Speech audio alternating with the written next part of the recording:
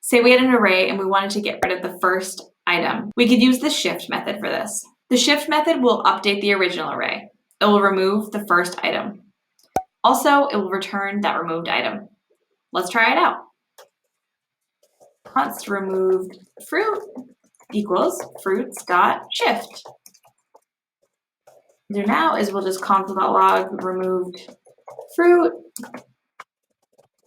and then we'll console.log fruits array because that will get updated itself. I'll save, and you'll see down below that the removed fruit is apple, and the fruits array is now banana and pear without that first item. But what about Unshift? With Unshift, you can add one or more items to the beginning of the array. It also will return the updated length of the array. Let's practice that one as well. So I'll do const new length equals fruits.unshift, and we'll just send in mango. We'll see down below, our array is now mango, banana, and pear. Let's print out new length as well. New length of array.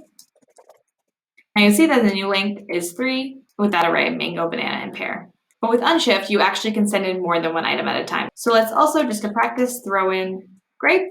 And now we can see that the array is now mango, grape, banana, and pear. Thanks so much for watching. I'll be back next Monday for another video.